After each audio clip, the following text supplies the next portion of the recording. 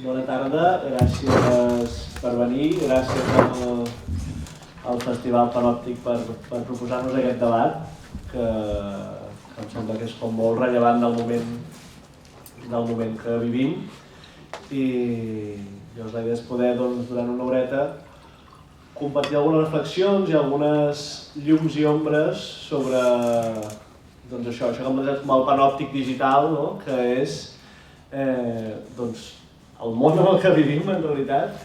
I la idea seria poder parlar sobre la tecnologia i de com influencia les nostres vides, perquè tenim aquesta idea del panòptic, que és aquesta estructura des de la qual estem tots i totes vigilades i controlades, però que internet, i no només internet, però la tecnologia ens ofereix també moltes possibilitats, i jo els plantejava que potser, a part d'un panòptic, és un telescopi també, que ens permet com mirar més enllà i arribar a altres llocs. Llavors parlarem una mica d'això amb una taula que a mi em té molt content perquè les admiro molt a totes. Tenim el Javier Toret, que és psicòleg, es dedica a les xarxes socials des de fa molts anys, és activista en xarxa, ha estat en campanyes molt diverses. La Carme Peiró, que és periodista, especialitzada en dades i també podem dir que activista per la transparència. I la Gala Pin, que també té molta experiència en campanyes en xarxes socials, tot i que ha demanat que la presenti com a una dona d'atur i molt contenta d'estar-ho. A l'atur perquè és exregidora de la participació a l'Ajuntament de Barcelona, que això també ho podem dir, i que té molt a veure amb el que parlarem avui. Llavors, d'entrada, us volia plantejar com una qüestió inicial a cadascú i després parlarem una mica entre nosaltres i veurem també al públic perquè podeu fer les vostres aportacions i veure on ens porta aquest debat. I d'entrada, al Toret li hauríem demanat que ens posés una mica en situació sobre aquest moment que vivim, sobre aquest capitalisme tecnològic, de la competència empresarial i que això també té un impacte sobre les nostres vides. Llavors, Toret, si tenim a començar. Bueno, primero dar las gracias al festival. Me hace ilusión porque yo he trabajado hace un tiempo en Mataró y no había vuelto desde entonces y aquí estoy. Y nada, voy a dar un marco general porque me parecía que era importante entender el tipo de capitalismo que estamos viviendo hoy, que hay un montón de autores que lo han llamado capitalismo voy a explicar las palabrotas, de capitalismo cognitivo, de los datos y la vigilancia, Y pues no sé si sabéis que las 5 grandes empresas, por lo menos ranking de 2018 eran las 5 grandes empresas más importantes del mundo que más cotizan y que más dinero generan, son 5 tecnológicas de Silicon Valley. Supongo que las conocéis, seguro que voy a decir los nombres, Facebook, Google, Amazon. Y estas 5 grandes compañías no solo son las que generan más beneficios, sino también están modificando nuestras formas de vida, de identidad, de cómo nos relacionamos, de lo que significa la privacidad, y lo están haciendo básicamente construyendo grandes emporios que no pagan impuestos, no pagan los impuestos que deberían pagar. Y al mismo tiempo trabajando fundamentalmente sobre la información y sobre los datos, Por eso se habla del capitalismo de los datos. Los datos que damos cuando vais con vuestro teléfono y con el wifi abierto, pues se conecta a un wifi, eso se registra, o cuando como hacéis cualquier compra o cualquier interacción, y todo ese volumen gigantesco de millones de datos es realmente no el dato o tu foto en particular, sino el conjunto de todo ese volumen de datos es realmente el nuevo corazón del capitalismo contemporáneo en cuanto que es lo que genera mayor valor y genera más dinero, ¿vale? Pues ese tipo si todos son datos, Y las grandes empresas tecnológicas que están generando una especie de colonialismo digital, Pues son empresas de Silicon Valley que exportan la tecnología y expolian los datos de usuarios en todo el mundo, y a través de esos datos generan grandes emporios, muestran, Que por un lado esos datos son el centro de la producción, pero al mismo tiempo que hay un capitalismo de la vigilancia, porque si esos datos que eso es lo que, no sé si conocen Edward Snowden, trabajaba en la NSA, en uno de los servicios de inteligencia, y destapó pues, una cantidad de sistemas de vigilancia tremendos que tenía los Estados Unidos para espiar a la población, ¿no?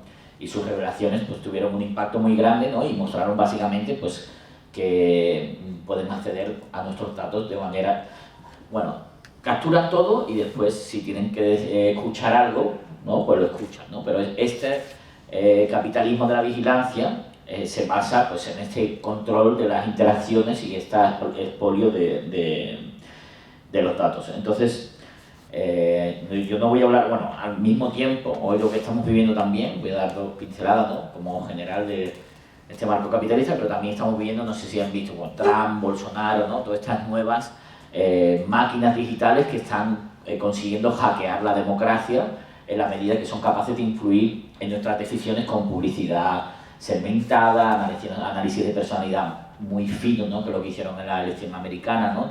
Haciendo análisis psicométricos del tipo de personalidad que tenían los votantes, entonces le mandaban una información u otra. Bueno, la extrema derecha ha sido capaz de construir grandes máquinas que dentro de ese capitalismo de la vigilancia de los datos son capaces de manipular y hackear de alguna manera los procesos democráticos.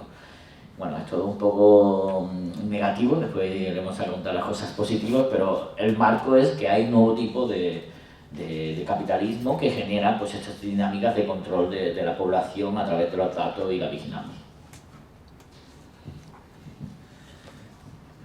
Doncs amb la Carme d'entrada ens volíem enfocar una mica en la qüestió del periodisme, no? Perquè avui en dia amb internet podem tenir molta més diversitat en el periodisme, podem trencar amb el monopoli dels grans mitjans i produir nous discursos, però també el nostre consum està molt limitat o condicionat per l'entorn tecnològic en el que consumim la informació. No? Jo us plantejava aquesta qüestió, no? Quins són els reptes que tenim o com és aquesta situació que estem vivint ara mateix. No? Reptes en tenim moltíssims. En primer lloc voldria agrair no només que m'heu convidat a aquest festival, sinó que se celebri aquest festival, no? Perquè estic supercontenta i impressionada de la quantitat de gent que hi ha interessada en escoltar el que puguem venir a dir nosaltres o a partir de la temàtica que ha plantejat l'organització del festival. Perquè el que falten en aquest moment són espais per aturar-se i pensar. I pensar col·lectivament, reflexionar, no només els que estem aquí, sinó després el que pugueu dir vosaltres, no? Perquè anem molt accelerats, no? I aquí intento respondre a la teva pregunta. La internet que va sorgir el 95, que és quan va començar aquí a Catalunya almenys, que vaig tenir l'oportunitat en aquell moment començar a parlar del que era la internet de l'any 95, no és ni molt menys el que tenim ara. O sigui, en un principi hi van haver uns quants anys que era molt caòtic i molta confusió sobre si tot el que hi havia a internet eren només rumors i falsedats, però després es va començar a partir de l'any 2000, a la internet es va començar a vendre com el lloc de llibertats, d'educar-nos globalment, de tenir molta més informació, de ser capaços de mobilitzar-nos col·lectivament, de no estar controlats, i ara veiem que no sabem com, d'un dia per l'altre, d'un any per l'altre, d'una dècada per l'altra, ja no és així, no?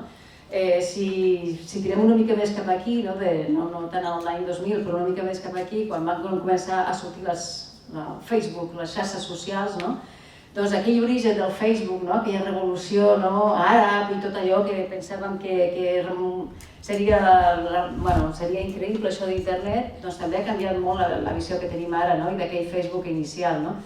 I canvia molt més quan t'assabentes, quan comencem a parlar de les fake news, que l'has apuntat una mica amb Trump, Bolsonaro i tot el que ens estem assabentant ara, i el que passa també en campanyes polítiques ja aquí molt a prop, i canvia també quan t'assabentes que aquelles xarxes en les que confies moltes hores diàriament, el Twitter, el Facebook, l'Instagram i les que vulgueu posar, doncs hi ha uns algoritmes que estan controlant tot el que s'està escrivint. I en quin sentit ho controlen? Doncs ho controlen perquè tu vegis allò o aquella informació o aquells tuits o aquells missatges que escriuen els que tenen més afinitat a tu, els que t'agraden a tu, els teus seguidors, i d'aquesta manera et fan addictiu o addictiva a que tu no deixis de consumir el teu temps en aquesta xarxa. Però estem regalant dades personals, com ja ha mencionat ell, a unes multinacionals i estem regalant el nostre temps a canvi de res, no?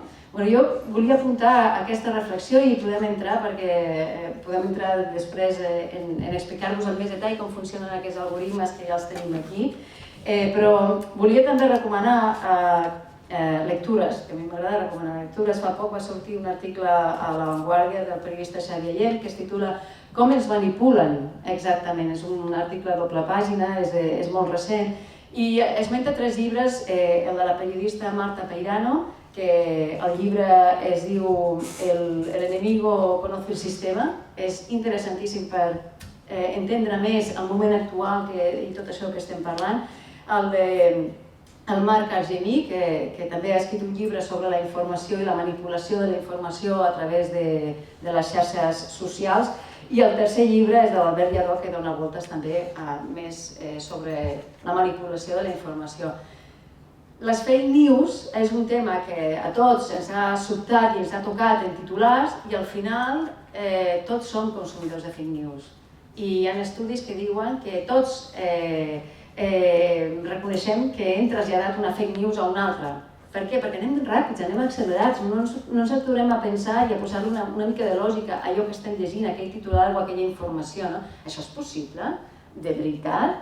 Qui m'ho ha enviat? Qui ha escrit això?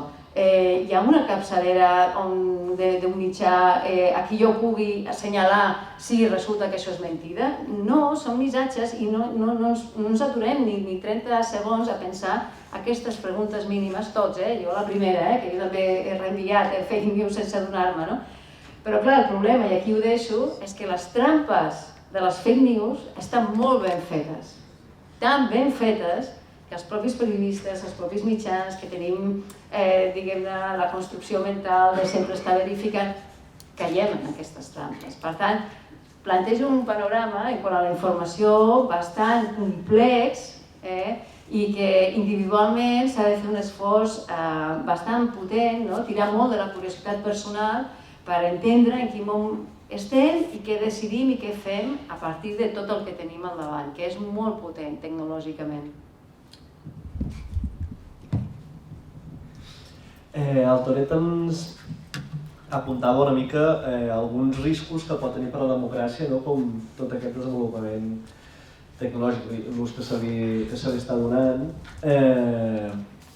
L'Agal ha treballat molt temes de participació i el que hauria de plantejar és com pot ser útil per enfortir la democràcia i quins reptes tenim, perquè es parla molt de participació digital, però potser també hem de parlar de participació analògica, quins són els encaixos possibles aquí i com podem encaixar la part dolenta amb la part positiva. Com podem no tornar-nos tecnofòbics tots, no? Jo també agrair la invitació i la celebració del festival i abans d'entrar en això també incorporar com una petita reflexió perquè al final ho veníem comentant al cotxe amb el Toret, que hem vingut en transport en vehicle privat, això ara mateix està molt mal vist, però hem vingut en vehicle privat. No, però justament això, veníem comentant que us passa alguna gent que tenim curiositat per aquest tema des de fa molt de temps i que hem predicat una mica en el... Bueno, predicat, jo he anat seguint perquè no soc cap experta, però hem predicat en el desert i ara sembla que hi ha com més interès, no? Però alhora també aquest interès, diguem-ne que tenim com certa tendència a quedar-nos com amb els aspectes negatius, no? Dels vigilen, que passa amb la nostra privacitat, no? Generen molt d'interès els articles que denuncien tota aquesta... O sigui, els algoritmes que hi ha, tota la violació de la privacitat, que jo crec que és una informació que és molt important i molt rellevant que tinguem, però estem centrant-nos poc en si hi ha alternatives, en què és el que podem fer en un món en què la tecnologia és una part quotidiana de la nostra vida i que la condiciona. I aquí llavors, abans d'entrar en la part de participació, sí que hi ha com la petita reflexió de dir, a qui pertanyen aquestes infraestructures digitals que formen part de la nostra vida. I hi ha alternatives a aquestes infraestructures digitals privatives en les que ens movem. I jo ahir hi poso el punt positiu, i aquí, o el punt positiu, o d'alguna manera, crec que sí que és important que tinguem present que igual que tenim normalment, suposo que gairebé tots tindreu o Windows o Mac, no? Pues tenim alternatives com és el software lliure, el Linux, Ubuntu i demés, que són sistemes operatius lliures que fan servir estàndards universals, que garanteixen i que cuiden molt més la nostra privacitat. Pues igual que això, també una de les reflexions o una de les qüestions, un dels reptes que jo crec que tenim ara mateix també, que és, suposo que ara després en Tolete ho mencionarà i la Carme també, no? És tot el tema de la intel·ligència artificial, que ens sona, que generalment continua sonant com una cosa que és el futuro ciberpunk distópico que tendremos y que surta Black Mirror, però que a la pràctica és una realitat quotidiana, i al final jo crec que hi ha alguna gent, poqueta, però que està treballant en quins estàndards ètics ha de fer servir la intel·ligència artificial, no? Campanyes també que tenen a veure amb si podem fer una actualització del que són els drets humans i si les dades poden ser declarades, la nostra privacitat pot ser declarada com un dret humà, de manera que tot aquest ús que després tu t'explicarà en relació amb el que fa Cambridge Analytica, amb el que ha fet en la campanya de Trump o amb el Brexit, si això es pot evitar des d'una legislació més actualitzada i que protegeixi les nostres vulnerabilitats actuals, i jo crec que sí que hi ha alternatives. Hi ha alternatives per una banda això a nivell de software, de gent que construeix amb estàndards universals, amb software lliure, de gent que està pensant això, aquests estàndards ètics de la intel·ligència artificial, i en el nostre dia a dia també els tenim. O sigui, igual que fem servir WhatsApp, podem fer servir Signal, no? O en l'àmbit educatiu podem fer servir Moodle, o inclús en els smartphones, que al final tots tenim smartphone, no? Podem fer servir un Fairphone, o en lloc de fer servir Google podem fer servir DuckDuckGo. Vull dir que tenim alternatives, i jo crec que això és important perquè al final la tecnologia serà una de les... és una cosa que està molt en el nostre dia a dia. I llavors, per posar un exemple concret i connectar amb el tema de la participació, i també nosaltres amb l'equip de participació a Barcelona aquests últims 4 anys hem posat molta energia, el Tolet també ha estat part d'aquest projecte, en construir una eina que es diu Decidim Barcelona, la plataforma de l'Ajuntament de Barcelona, però decidim.org, que justament pretén ser un exemple o una bona pràctica a replicar. És una plataforma que està pensada, a l'hora de fer participació online, que permeti tenir debats col·lectius, fugir del clicktivisme, d'això al que ens ha acostumat Facebook, de donar-li el me gusta o de posar una careta o una emoticona, o sigui, generar debat col·lectiu. És una eina que està desenvolupat per una comunitat de desenvolupadors i de programadors que treballen només en software lliure, que a més, per fer servir aquest software, que no només el fa servir l'Ajuntament de Barcelona, sinó que el pot fer servir qualsevol altra entitat o col·lectiu o institució, ha de signar un contracte, l'únic que ha de fer és signar un contracte ètic sobre quin ús farà d'aquestes dades per garantir la privacitat, quin ús farà del software, i jo crec que ahir, això, que tenim la possibilitat de construir alternatives que, i això no ho tocarem avui, però que d'alguna manera sí que ens hem de plantejar quin model de negoci hi ha al darrere. La Carme deia, regalem el nostre temps, i al final hi ha aquesta dita, que jo crec que és molt certa, que quan tu estàs fent servir una eina que és gratuïta, al final tu ets el producte que estan, ets allò amb el que estàs pagant, les teves dades és amb el que estàs pagant aquesta eina que consumeixes.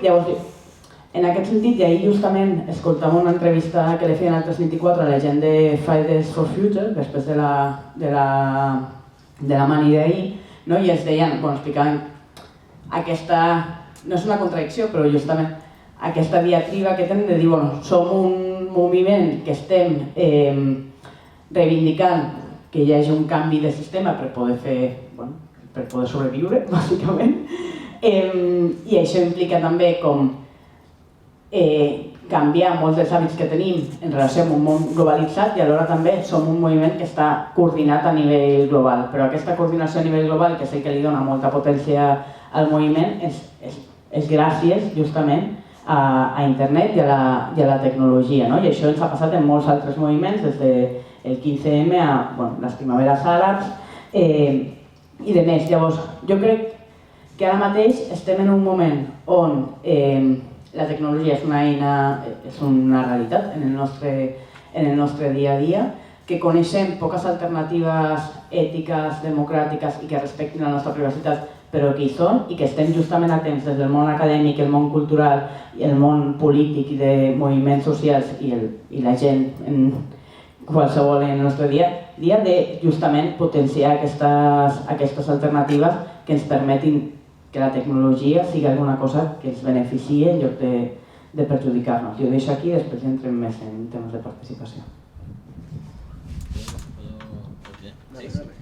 Que un poco cuando nos planteamos la charla era, tenemos que explicar que la situación o el contexto del tecnológico global está muy mal, pero no ser pesimista porque realmente creemos en el potencial que tiene la gente cuando usa la tecnología para transformar la realidad, y lo hemos visto, ¿no? O sea, yo creo que estamos como en una especie de encrucijadas, ¿no? Hay como distintas tendencias, que algunas son contrapuestas. Hemos hablado, ¿no?, de este nuevo tipo de capitalismo, ¿no?, de los datos, ¿no? Creo que Arma no hablará más sobre el tema de los algoritmos, que es muy importante, pero no podemos olvidar que desde el 2010 hasta, yo diría hasta el 2019, porque acabo de venir de Puerto Rico, donde ha habido una revuelta como el 15M, pues igual, pero allí con reggaetón, que son reggaetoneros, pero también utilizando las redes, ¿sabes? La gente hay un dato de un investigador que me gusta mucho, se llama Gustavo Cardoso, que preguntaba en 18 países cuánta gente había utilizado las redes sociales para salir a la calle, ¿no?, directamente, sin intermediario. Y la media global eran como 18%. De todos los países que había, ¿sabes?, eran cientos de millones de personas en el mundo habían utilizado internet para salir a la calle. O sea, lo cual estamos viendo que, ¿no?, y lo del clima lo demuestra también, ¿no?, que es como el gran desintermediador. Ya uno no casi ni necesita ni los partidos, casi ni los movimientos sociales, porque directamente se puede autoorganizar y generar procesos de movilización social, ¿no? Entonces, creo mucho en esa potencialidad. Lo que pasa es que la red cambia, no es igual, lo que decía Karma, ¿no? No tiene nada que ver la red hace las estrategias que utilizábamos en el 15M para convocar, pues no son exactamente igual.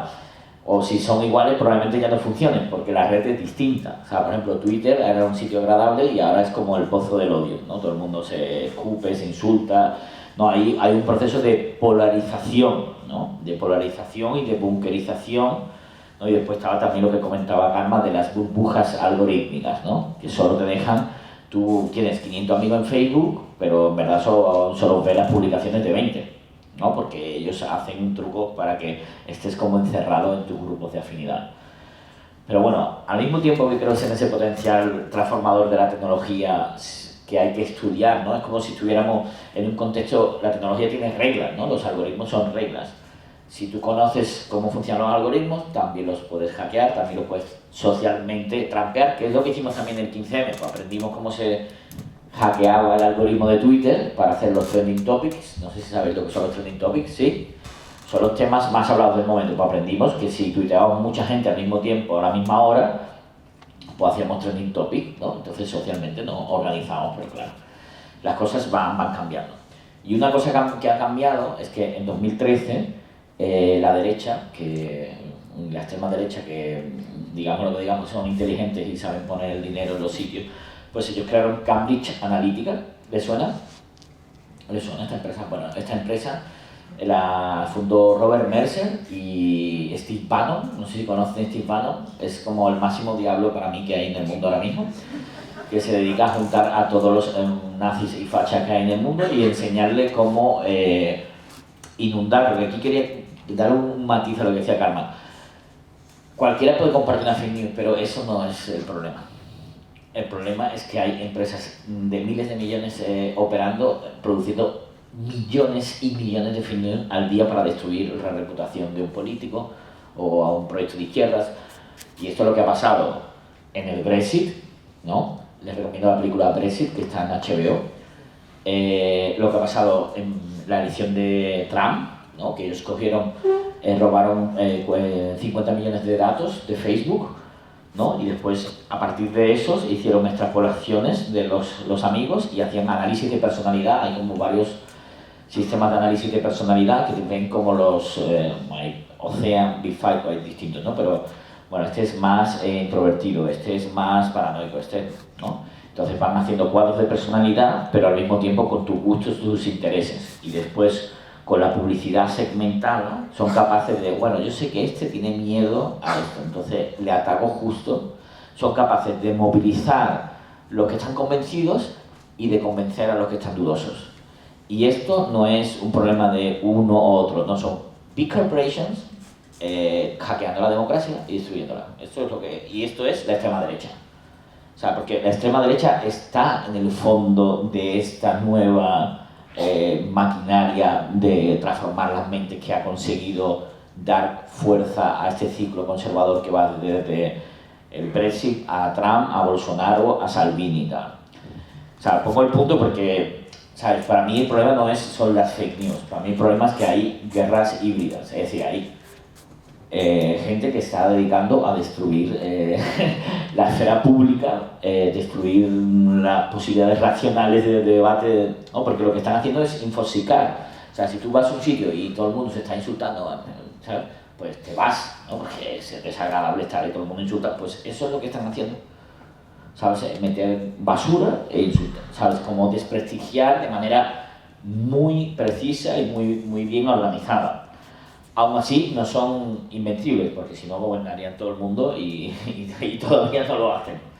Pero que un problema que tiene la izquierda es que no ha prestado la suficiente atención a estos procesos y ha dejado a la derecha y la extrema derecha, pues han invertido miles de millones y la izquierda ha invertido 0 millones. Entonces, claro, es difícil disputar la batalla digital y de la comunicación tal como se da hoy en día. Pero creo que es importante que pongamos atención a estos fenómenos, que está, por ejemplo, Vox aquí, lleno de bots, los bots, los robots, ¿no? De Vox. Y estoy diciendo mal, Vox.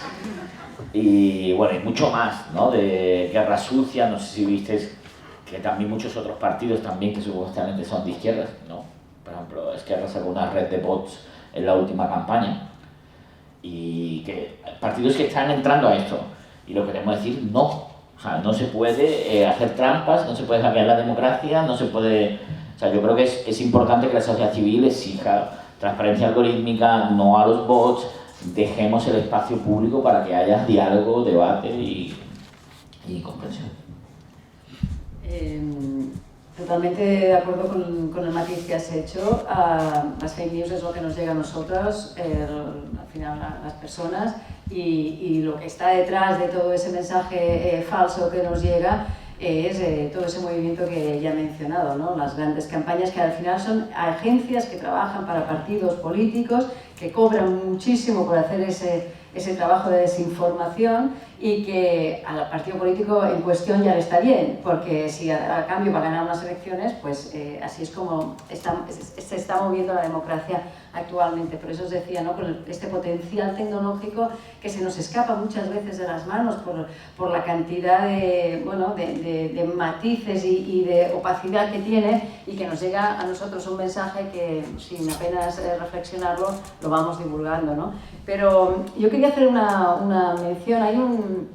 Hay un estudio que sale cada año, que es el Internet Report Health, que de alguna manera pues, hace un balance de lo que es la salud de la Internet actual, ¿no? Y voy a dar una cifra. En este momento estamos conectados 4.000 millones de personas en el mundo. De los 7.000 y pico de millones de personas que somos, pues como la mitad más o menos, ¿no?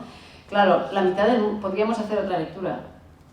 En el 2019 la mitad del mundo todavía está desconectada de Internet, que no es poco, ¿vale? Esta lectura quiere decir que hace 25 años nos decían o veíamos que esta conexión iba muy rápida y ahora realmente va rapidísima, pero todavía queda la mitad del mundo porque se conecte, ¿no?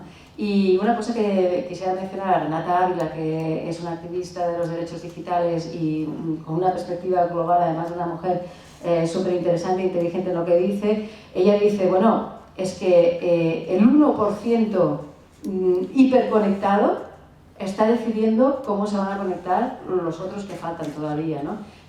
Por ejemplo, puede haber un trabajador en Bangladesh, ¿no?, que no tenga ni teléfono móvil, pero está súper vigilado por cámaras de seguridad, que después eso le están haciendo un reconocimiento facial y están chequeando cómo está trabajando, y ese hombre a lo mejor no tiene ni móvil ni está conectado a internet, pero está súper controlado por todo este poder, ¿no?, que hay de empresas. Hemos mencionado los algoritmos. La palabra algoritmo o inteligencia artificial parece una cosa muy complicada, y en realidad todos tenemos algoritmos en nuestra cabeza y todos funcionamos cada día con algoritmos cuando tomamos una decisión de una situación que no teníamos prevista, ¿no? Hacer una receta de cocina donde tienes unos ingredientes y le das un tiempo de cocción a cada ingrediente y al final te sale un plato, eso es un algoritmo también. Hay una decisión que es la que tomas, si le dejas hervir la verdura 20 minutos o 25 y a partir de ahí te sale el plato. Eso es un algoritmo, eso está explicado de una manera muy sencilla, ¿vale? Pero los algoritmos que se están utilizando desde hace muchísimos años, ahora hay un tipo de algoritmos que son los de decisión automática. Son algoritmos que deciden automáticamente, tal y como dice su nombre, ¿no? ¿Y dónde deciden? Pues en todas partes, no? Ara ja estic en el castellà perquè t'he agafat una paraula. Ara m'ha vingut el xip i ara passaré al català, mira, bilingüe. I on estan? Estan a tot arreu, no? Estan, per exemple, quan anem a demanar un crèdit al banc i el senyor de l'oficina del banc ens diu, doncs mira, te'l dono o no te'l dono? Tu et quedes amb que no te'l dono, però i si ens preguntem, i per què no me'l dona? Perquè no compleixo amb aquest requisit? Sí, sí que compleixes, però per què no compleixo amb aquest altre? Clar, el senyor del banc potser no sap donar-te aquella explicació, però el que en realitat no sap és que ell li han dit no li donis a aquesta persona el crèdit perquè ho ha decidit un algoritme. En funció a moltíssimes dades. Com funcionen els algoritmes aquests de decisió automàtica? Funcionen en el que es diu, que aquesta paraula l'heu sentida, Big Data o dades massives. Quines dades massives? Dades del passat sempre, dades del passat. És a dir, si volem saber a qui li faran la propera operació quirúrgica del fèmur en una llista de pacients d'un hospital, doncs s'agafen tots els historials clínics i a partir d'unes variables comencen a donar a qui li decideixen. Si volem optar a un servei social, doncs a partir de moltes variables, de molts expedients, de molta gent que en el passat ha optat a serveis socials, doncs es decideix si et toca o no et toca aquest servei. I així tot. Però què passa? Que la societat va canviant i que aquestes dades del passat podien tenir discriminacions de gènere, podien tenir discriminacions de temes com els prejudicis de les persones. La persona que digui jo no tinc prejudicis és el que té més prejudicis, perquè tots en tenim. L'algoritme o el desenvolupador que digui que ha fet un algoritme sense biaixos és que segurament que li ha ficat uns quants. Perquè ve del passat i la societat canvia i en el passat les dones no treballaven tant i estaven tant en el mercat laboral i per això no optaven a tants llocs de treball i així tot, o la gent amb menys recursos optava a menys serveis, etc. Doncs el funcionament una mica és aquest i no em vull estendre, però l'any passat vaig tenir l'oportunitat de col·laborar en un projecte europeu en el que es feia una mirada sobre en quins països de la Unió Europea s'estaven aplicant aquests algoritmes de decisió automàtica i vaig col·laborar en el capítol que tocava a Espanya i vaig fer tot un ventall, la meva curiositat va donar per veure on s'estaven aplicant al sistema judicial, a la policia, als hospitals. I després, aquest any, ara és el treball en el que estic fent el mateix, on s'apliquen aquests algoritmes de decisió automàtica, però a Catalunya. I estic fent una radiografia del mateix, no? A les presons a Catalunya hi ha un algoritme que decideix la reincidència criminal, en els bancs s'està decidint des de fa molt temps si, doncs això que us deia, no només si us donen un préstec o no, quan us arriba una oferta d'un banc d'agafa aquesta assegurança o agafa aquesta hipoteca, han estudiat molt el teu perfil, els diners que gastes, el sou que tens, si vius en família, el lloguer de casa teva, quan consumeixes de llum, de gas, d'electricitat, i finalment t'arriba l'oferta. T'arriba l'oferta perquè t'han ficat en un grup de gent que és com tu. I gent que està com tu, amb la mateixa situació econòmica i social, li interessarà aquella assegurança, segurament, no? I funcionem així, és molt complex, però, i per donar la paraula ja a la Gala, que entrarà en el tema de la participació i ser una mica positiva, comentàvem abans, no? Això funciona així i no podem canviar-ho, això és així. La intel·ligència artificial és bona perquè a gran escala ens facilita molts serveis i la necessitem perquè el cervell humà ja no dona per anar a la velocitat en què estem anant.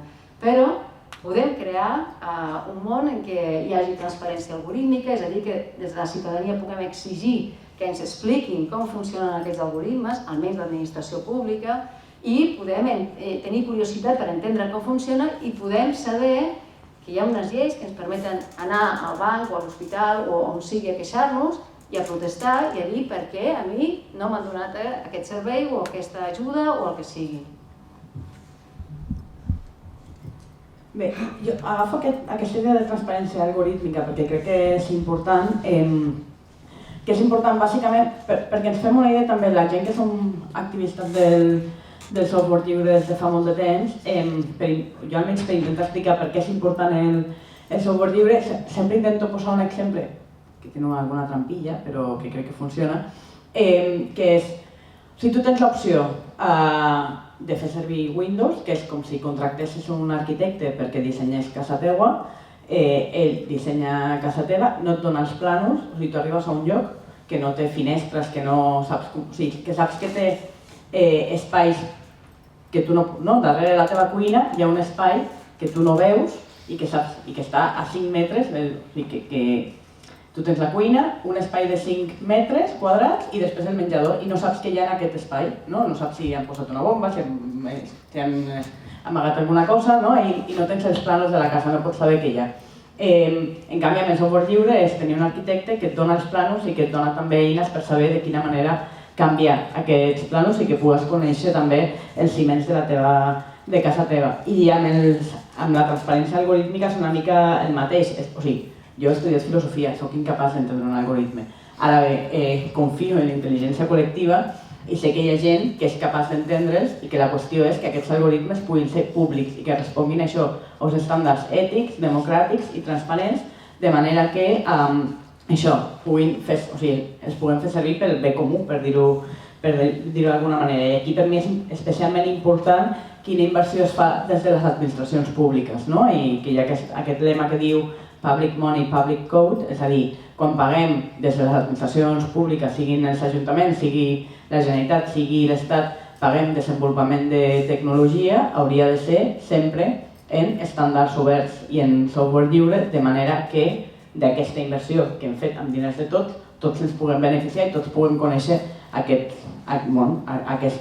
planos d'aquesta casa que hem construït entre tots. Però tornant amb tot això, on d'alguna manera estem vigilats, jo crec que hi ha com diverses qüestions a tenir present. Una és, estem a salvo de les fake news i podem arribar a estar-ho, perquè una de les coses que ens permet internet, per exemple, és buscar la traçabilitat, o sigui, anar a buscar les fonts originals de determinades notícies. I això té molt a veure amb oposar-nos o fer l'esforç de, en lloc d'entrar en aquesta dinàmica de la velocitat que parlava la Carme, de dir, bueno, m'arriba una notícia que em grinyona una mica, o que no, però que m'està dient una cosa molt forta, vaig a veure quina és la font original d'aquesta notícia, i a partir d'aquí poder mirar-ho, que això és una de les coses que abans no podíem fer, abans que hi hagués la xarxa, no podíem mirar amb tant de detall aquestes fonts originals.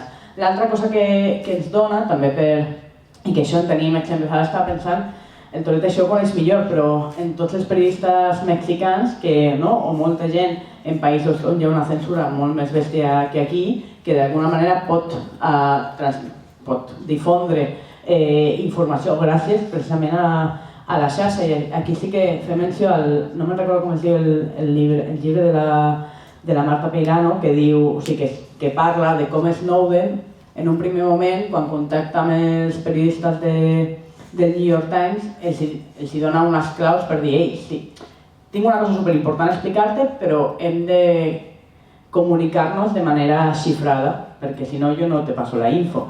I els periodistes, que també, hi ha alguns que no, però que en general han de fer també com unos passos per adelante. Van passar d'ell en un primer moment fins que després van entendre que efectivament necessitaven tenir aquesta comunicació xifrada amb Snowden. I això també va ser gràcies a la xarxa, que vam tenir un Snowden o que vam tenir un Wikileaks i que vam conèixer tot el que tot el que després va ser per mi també una revolució dins del món periodístic, no? Per exemple, Wikileaks. I després això, en relació amb la participació, precisament una de les coses que va permetre la xarxa, per mi aquí el gran exemple és el 15M, però crec que ja en totes les mobilitzacions també sobiranistes també hi ha exemples d'això, i en Fridays for Future també, o en el moviment feminista, és una de les coses que ens permet internet és conèixer altres realitats i replicar-les, no? Que és una de les coses que li dona molta potencialitat, el fet de que es poden generar nodes, o sigui, ens permet una organització horitzontal, sense intermediaris, que no té, com tenien les organitzacions clàssiques, una estructura jeràrquica on si d'alguna manera tu descapitalitzes el que està a dalt de la jerarquia, descapitalitzes tot el moviment, sinó que generes infraestructures digitals que són distribuïdes i que quan tu desconnectes un node, la resta de nodes continuen funcionant. Això per una banda, i per l'altra, això també ens permet construir eines que ens siguin pròpies. D'aquí els moviments socials han construït durant molt de temps, l'exemple més xicotet o més així seria N-1, torno a anomenar aquesta plataforma del Decidim perquè crec que realment és com una bona eina, bàsicament això, perquè ens permet tenir una eina que genera debat col·lectiu i que combina també la part presencial amb la part digital, però que sobretot aquestes eines tecnològiques, i aquí no només parlo d'internet, sinó els smartphones que tenim tots, i sense els quals jo crec que a mi no se m'acudeix cap mobilització dels últims anys en la que he participat que no hi estiguin, on els smartphones no hagin tingut un paper rellevant. Això permet una organització sense intermediaris, que és una de les qüestions que jo crec que hem de poder tornar a plantejar-nos en el moment en el que estem ara mateix, on també jo crec que estem a més en un moment de crisi política profunda, però a lo mejor soy yo que estoy pessimista en aquest sentit. I ja per acabar aquesta part, i per tornar molt al principi, o el que comentava la Carme al principi, sí que recomanar-vos que llegiu una que mireu un docu que es diu El gran hackeo, que està a Netflix, i una altra, i així més com per donar gust i renint, Joan Perry Barlow, que per mi és un dels precursors de pensar un internet lliure i neutral, va escriure el 96 un text que es deia La Declaració d'Independència del Ciberespacio, on explicava precisament això, com internet en aquest moment era un espai de llibertat. I jo vull pensar que encara estem a temps de recuperar-ho, però que per això sí que cal l'esforç de tothom, no només, com deia abans, del món acadèmic i del món privat també, sinó també dels propis usuaris de les eines que tenim al nostre abast. Ens ha faltat una pissarreta per anar prenent nota de les referències que aneu donant, perquè jo crec que la gent a casa ho haurà de buscar després. Jo podria plantejar preguntes, però jo crec que és més interessant que us deixem parlar a vosaltres també, si voleu plantejar alguna qüestió, si trobeu que aquesta gent no se l'entén, que parlen d'una forma molt estranya. No ho sé, us convidem a participar també d'aquest debat. Allà al fons tenim en el fondo norte. A mi m'agradaria, el que hem parlat abans de com l'extrema dreta ha aprofitat les fake news i en general la tecnologia per crear aquests partits de gent que puguin captar per la seva ideologia, com podem combatre. Perquè clar, hem dit, no podem utilitzar les mateixes eines, però clar, nosaltres sabem, o potser alguns de nosaltres podem estar tenir més cura del que estem llegint o intentar tenir un pensament crític, però també volem, des d'ideologies diverses, però cadascú, intentar convèncer i utilitzar la tecnologia i internet per arribar a més gent i que les seves idees siguin més presents al debat públic.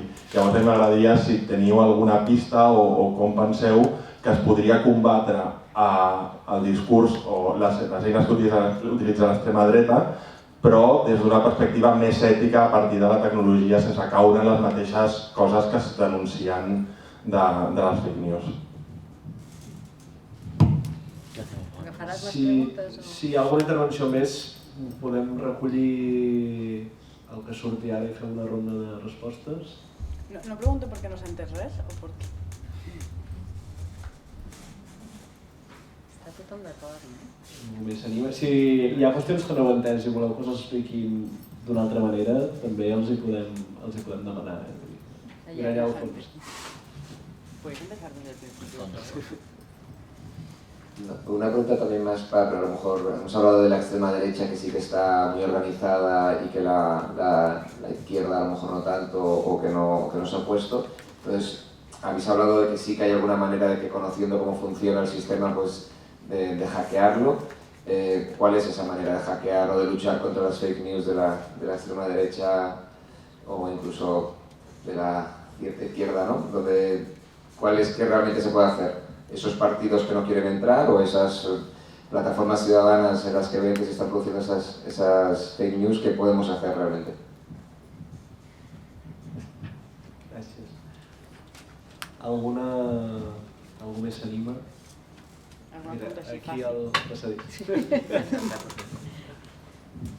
En relació una mica al que comentava abans de legislació, jo a vegades em pregunto, recordava ara quan es va fer el judici del procés, que sortien tuits com a prova al final és una prova dins un judici i fins a quin punt estan immersos en les fake news.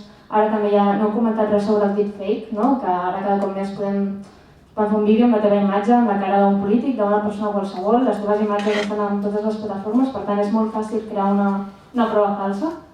I si hi ha... és que no ho sé, no sé si hi ha alguna cosa en procés o si hi ha alguna manera, si s'està legislant d'alguna manera ja més a nivell judicial de com ens enfrontem a aquesta possibilitat de que es creïn proves falses o fins a quin punt una cosa d'internet com un tuit pot ser una prova en un judici.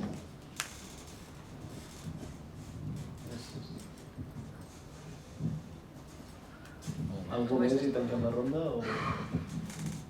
És temàtic fake news, o sigui que comença... Jo us afegiria una qüestió més que té a veure amb les dues primeres intervencions una mica, que és aquest com intervenir, que l'Adala plantejava molt la qüestió de les alternatives, que podem tenir sostres alternatius, però quan entrem en la qüestió relacional, quan parlem de xarxes socials, per exemple, jo puc tenir alternatives a Twitter o a Facebook, però jo aquí vull arribar són aquestes 4.000 milions de persones que estan connectades, i que a vegades buscar les alternatives ens limita també a aquestes audiències, que és com una quarta qüestió que us posaria sobre la taula.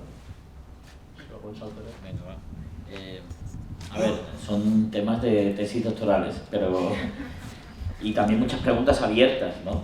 Porque si la extrema derecha está avanzando, yo insisto, fake news es para mí un trozo del fenómeno, no es todo el fenómeno. Y creo que equivocamos si creemos que el centro del problema son las fake news, porque para mí no lo son. O sea, si estudias lo que ha pasado, por ejemplo, en el Brexit, o lo que ha pasado con Bolsonaro, es cierto que la producción de una realidad alternativa basada en la producción de millones de mentiras, como una realidad paralela, se construye no en un momento, ¿sabes? Se construye con el tiempo y asentando un sentido común distinto. Y bueno, aquí quería hacer un apunte porque hablamos de tecnología y política. Yo trabajo mucho sobre las emociones. Para mí no tiene sentido, la extrema derecha trabaja sobre las emociones, directamente a la amígdala, ¿no? Como que va directamente a cabrearte, a indignarte, mira este inmigrante que se está llevando no sé qué es. Aunque sean todas mentiras, pero lo que está intentando es generar una movilización emocional, que nosotros también en el 15M hacíamos eso, pasa que de una manera distinta. Nosotros tratábamos ¿no? Había esta indignación, ¿no? Pero tratábamos de generar pues este empoderamiento, esta alegría, ¿no? Y ellos no están basados en el odio. Lo digo porque no basta con decir unas mentiras para que funcionen, tienen que estar bien construidas, en un contexto que está bien producido y tal. A ver, ¿cómo darle la vuelta a las técnicas o las estrategias de la extrema derecha? Pues estamos un poco experimentando. Por un lado, yo creo que hay una parte de educación digital, diría, ¿no? Pues que es un poco lo que estaba apuntando Gala, de comprobar las fuentes. pero que también a veces, por ejemplo, no sé si habéis visto todos estos proyectos de verificación de noticias. ¿Conocen? ¿Les suena? Fact check, cosas así, de bueno, mira si esta noticia es falsa o no, y hay como varias páginas. Maldito bulo, hay varias. Pero claro, el problema es que ¿cuántas personas que reciben una información falsa, controvertida, van a mirar a esa plataforma? Muy pocas, ¿sabes? Entonces, claro, o si tú tienes, por ejemplo, yo soy como hacía Bolsonaro en Brasil y compro unas máquinas para mandar WhatsApps a 100 millones de personas, ¿cómo llego yo a los 100 millones de personas que le han llegado las mentiras? No tengo dinero, ni los números de teléfono, ni nada. Ni tampoco, yo que trabajo en campañas y tal, pues yo qué sé, para mí éticamente, no fake news, si es, sabes, que no voy a entrar éticamente ahí, no comprar bases de datos en el mercado negro o ni blanco, o sea, no comprar bases de datos, que hoy es posible y lo hacen los partidos, no sé, compro una base de datos de teléfonos, por ejemplo, sí, tanto Colboni como Valls lo hicieron en la campaña de Barcelona, ¿no? Compraban bases de datos de teléfonos y te llamaban, bueno, Errejón también creo, y era, hola, soy Íñigo Errejón, estoy aquí, ¿no? Te llaman por teléfono automatizado, ¿no? Yo, por ejemplo, eso me parece una práctica horrible de spam, antiético, ¿sabes? Pero claro, tampoco solo podemos decir que no a esas prácticas, pero yo creo que es importante decir que no. No vamos a mentir, no vamos a hacer juego sucio, no voy a violar la ley electoral, no voy a hacer publicidad en internet haciendo trampa el día de reflexión de una elección. Hay una serie de principios éticos que yo creo que todas las formaciones políticas deberían asumirlo, ¿sabes? Decir, no, por aquí no voy a ir. Bueno, esto es simplemente la parte del no. ¿Eso quiere decir que tenemos que renunciar a la batalla? No.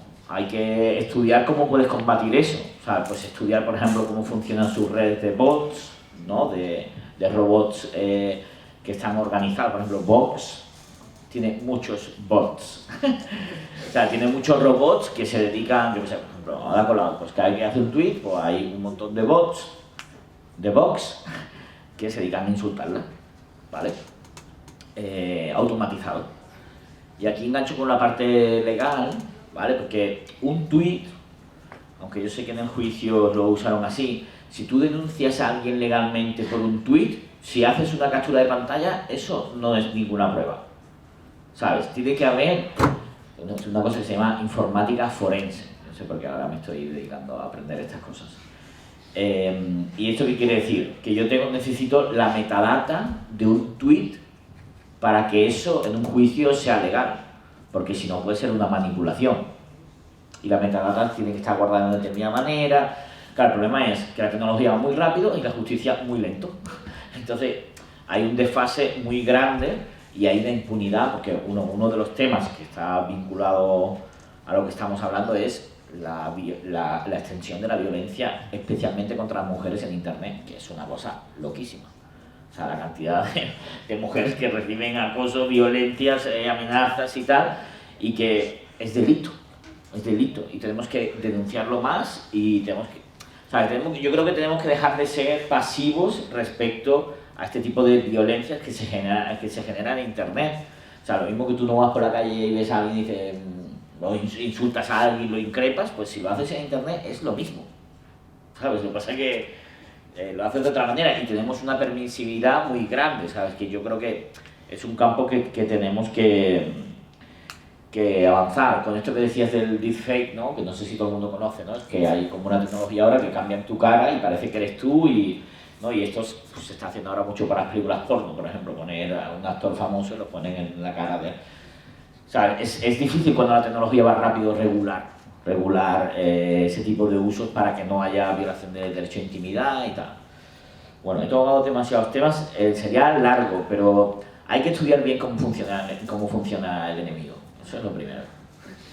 Y después hay que también mejorar, o sea, porque la gente sí, queremos utilizar internet para llegar a más gente, pero bueno, eso no lo hace simplemente...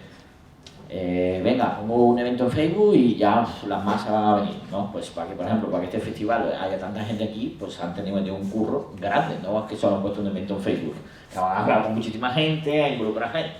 O sea, el 15M, por ejemplo, cuando empezamos a prepararlo, 3 meses antes, O sea, no fue solo montar un evento, montamos miles de grupos en todos los sitios, ¿sabes? Se generan procesos sociales con cierta profundidad y complejidad que van más allá de que creo que pongo una cosa en el Facebook ya se hace una campaña increíble. No sé si he respondido más o menos, pero lo he intentado. Bueno, no sé si me queda algo por decir. Per aportar alguna cosa més en les preguntes que heu fet, que van totes en la mateixa línia. Ell ha esmentat el fact-checking, que és una mica el que s'intenta fer des de la professió, des del periodisme, és agafar tots aquests rumors, aquests bulos i intentar verificar-los per desmentir, perquè la gent no se'ls cregui. I llavors aquí a Catalunya ha sortit fa uns mesos la pàgina Verificat, que al darrere hi ha periodistes que estan intentant, sobretot van sortir en campanya municipal i el que intenten és contrastar aquests típics titulars dels polítics de que amb nosaltres va tot millor, no? Doncs bé, si diuen hi ha menys atur o hem incrementat tants diners en serveis socials, verificar si això és cert o no i ajudar una mica a contrarrestar a vegades amb un barem, amb un semàfor verd o vermell o si està mentint del tot, etc. Això es va començar a fer servir als Estats Units, amb Trump els mitjans de fact-checking van rebentant la quantitat de mentides. Hi havia un mitjà, em sembla que és el Washington Post, que dibuixava el sistema és un Pinotxo, no? I llavors creixia el nas en funció de la mentida que havia dit el Trump. Però lligam una mica per pintar exactament aquesta manipulació que ja l'ha comentat molt el Toret de com funciona, m'han recordat un exemple que és que em sembla que va ser pel tema de Cambridge Analytica, tot el que es va fer per la campanya del Brexit. Clar, a vegades està tan amagat, i per això deia al principi de les trampes, està tan amagat que és que ni ens adonem. Hi havia una pàgina web dedicada a les dones que, em sembla que eren les dones que estaven embarassades, i llavors la típica pàgina de consells, on pots comprar això per la criatura, un fòrum, totes les mares o abans de ser mares ja comentant totes les seves coses, què feien? Aquestes dades que hi havia, que es deixaven allà lliurement, que a més sabien que havies de registrar per participar, doncs quina edat tenies, si ja tenies algun fill anterior o no, on vivies, etc. Tot això era d'una empresa que ens posava una pàgina web superatractiva i confiaven, deixàvem allà tot, explicaven i tal, i després això era un retrat molt útil, o sigui, s'aprofitaven totes aquestes dades, sabien la quantitat de gent, de dones que hi havia, de quines edats, si tenien fills o no, quina condició econòmica tenien, quines eren les seves preocupacions, etc.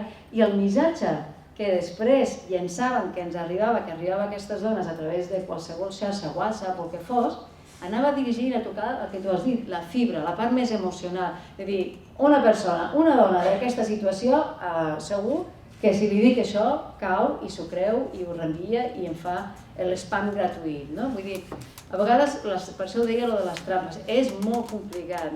Això no hem de renunciar i estic totalment d'acord en el que segurament dirà també la Gala i el que ja ha dit el Toret, que hem de posar molt de la nostra part, no ens podem deixar així de, bueno, va, ho ha dit tal mitjà o ha sortit en tal, m'ha arribat un missatge d'un amic. Hem de posar molt de la nostra part, hem de ser actius. Però això ens requereix un esforç que no hem fet fins ara.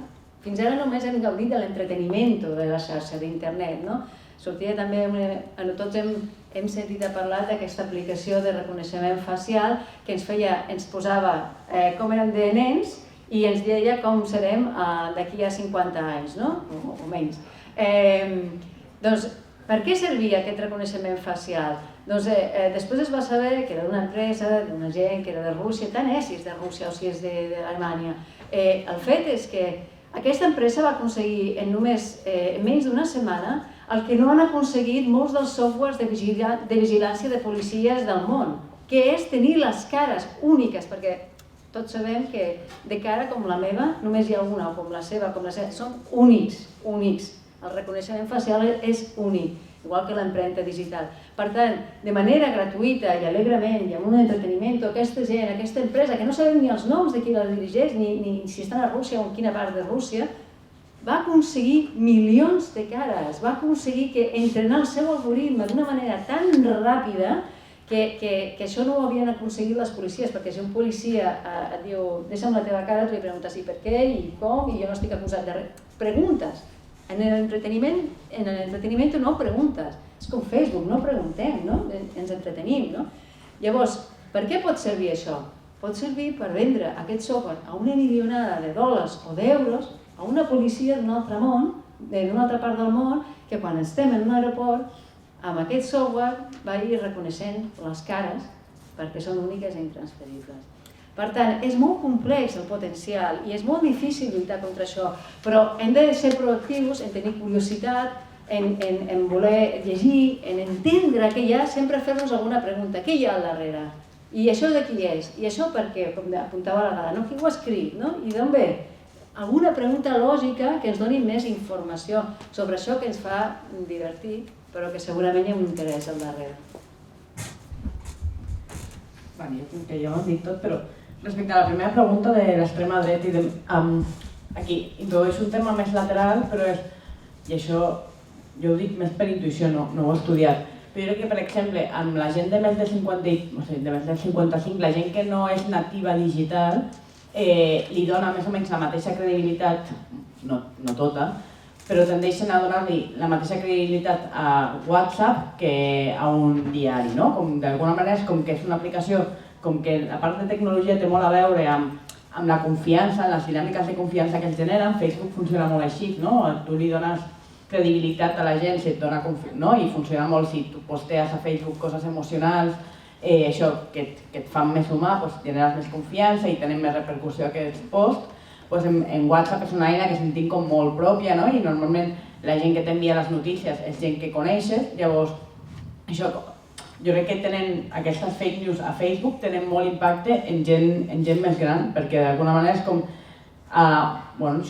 WhatsApp li donen una credibilitat que potser gent de la meva generació no li donem, no? I llavors, que també hi ha d'alguna manera que vull dir és que cada eina i cada mal ús de cada eina funciona amb un sector de la població i aquí segurament tots tenim gent a prop a la que li pots fer un cop de mà a l'hora de saber com discernir en quina eina li estan prenent el pèl, per dir-ho d'alguna forma.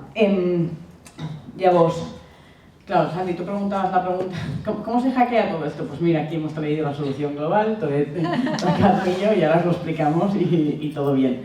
Clar, no hi ha una... O sigui, jo crec que no, com deia, tot s'està experimentant, però sí que crec, i aquí pensant això, des de les esquerres, crec que un dels grans dèficits que tenen les esquerres és que no han pensat la tecnologia, i no han pensat la tecnologia d'una manera crítica, ètica i democràtica. O sigui, l'esquerra tendeix a tenir un punt tecnofòbic, on ens agrada molt, i és superimportant, per això que ens expliquin tot lo dolent que és, però ens costa molt pensar com fem servir això de manera positiva i de quina manera construïm alternatives que permetin que això no sigui el monopoli d'unes determinades empreses o d'unes determinades ideologies, com en aquest cas l'extrema dreta. I crec que això és una funció de tothom. Fa poc al CCB, al Centre de Cultura Contemporània de Barcelona, hi havia una expo sobre física quàntica que estava molt bé, i jo pensava, ostres, vull una sobre intel·ligència artificial, perquè era aquesta barreja on el món cultural s'ajunta amb el món científic i intenten divulgar i explicar d'una manera senzilla coses que pertanyen a la nostra quotidianitat però que són molt complexes d'entendre. Des de qüestions així, de com el món cultural pot servir de traductor d'alguna manera o com pot servir també per... Hi havia un poema del segle XVII anglès, d'un poeta que no recordo, que diu: el arte tiene que ser aquel que tiene que mostrarnos las sombras del futuro que se proyectan sobre el presente.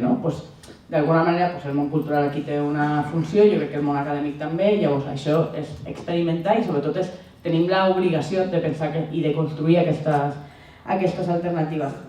Llavors, en relació amb la legislació, jo no ho conec, de fet, la legislació que conec més són les directives europees que tenen més a veure amb com blindar plataformes extractives tipus Airbnb o Amazon, o sigui, la seva economia.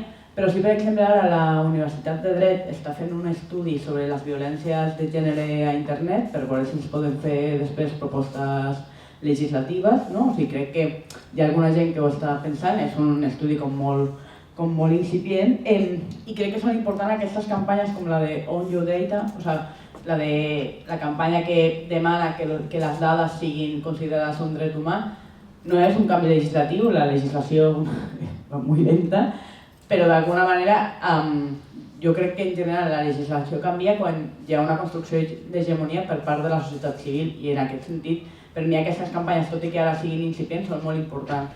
I per mi aquesta de que, sí, public money, public code i la de que les dades siguin considerades un dret humà són dues campanyes com molt bàsiques pensant en el futur. I us en relació amb el que preguntava el Joao, que és la gran pregunta, ¿no? Ahí, hola, sí, que lo de las alternativas está muy bien. Yo en vez de Google ya uso DuckDuckGo, pero si me meto en la alternativa Facebook, que además ahora mismo no existe, hasta que el Decidir no se haya popularizado de una manera tal que sea imposible no estar en Decidir, me quedo sin amigos. Jo crec que aquí hi ha dues coses. Una és, igual que quan tu vas al banc per signar una hipoteca, te lees hasta la última... Bueno, jo no he signat mai cap, però suposo que et llegeixes fins l'última coma per veure on estan tal, pues... No està clar? O t'hauries de llegir, per dir-ho d'alguna manera. Jo crec que en aquestes altres plataformes hem de fer l'esforç de llegir-nos la part de privacitat. I a més, sempre pots anar a la configuració i canviar a la configuració de privacitat, que no és que sea la panacea esto no es que estemos superprotegidos, però d'alguna manera sí que pots fer petites coses. I després és, bueno, ja que estamos en el... Hi havia aquests hackers mexicans que tenien aquest lema que molava molt, que era ni Dios ni amo ni Facebook, però ja que estamos en el ojo del mal, no? Ja que estem a Facebook, bueno, amb el 15 vam intentar fer això, hackejar la forma en la que es feia servir Facebook. Llavors és, bueno, ja que estàs aquí, feu-ho servir per bé. I a nivell individual, mirar les condicions de privacitat. I... anava a dir una altra cosa, però m'he oblidat, o sigui que... seguim. Yo quería hacer un último punto de la extrema derecha, ¿sí? Pero rápido. Que una cosa más de lo de la extrema derecha, que como ejemplo, la extrema derecha y Bannon es que saben muy bien lo que se hacen y conocen muy bien Internet. Y una de las cosas que hacían, o sea, porque ellos lo que estaban buscando era atención, o sea, que todo el mundo hable de ellos. En verdad son unos trolls de la atención, ¿sabes? Lo que intentan es decir la barbaridad más grande para que todo el mundo hablamos de la barbaridad más grande. Entonces, al principio cuando salieron la gente iba a sus páginas, bueno, ellos lanzaban su información no a sus fans, sino a la gente de izquierdas. ¿Por qué? Porque la gente de izquierdas comentaba en sus posts y viralizaba los posts utilizaban el odio de su adversario para viralizar su contenido. ¿Se entiende lo que estoy diciendo? ¿Sí? Pues no comentéis los posts de la extrema derecha, ¿sabes? Porque los viralizáis, ¿sabes? Y como no enlazar a periódicos de mierda, pues si se puede evitar, mejor. Pues, ¿sabes? Puedes denunciar a la extrema derecha, pero sin alimentar sus canales, porque al final le estás dando propaganda, ¿sabes? Como ser más consciente de lo que ellos intentan para captar nuestra atención. Podríem seguir hores perquè el tema crec que queda molt encara per poder-lo resoldre, però sí que ens heu donat unes bones pinzellades, no ens heu donat la solució definitiva, ens hagués anat bastant bé, però bueno, tenim com molts elements per la reflexió i per la nostra pràctica diària, com ser més responsables també sobre la nostra relació amb aquestes eines. O sigui que moltes gràcies. Vosaltres. I ara...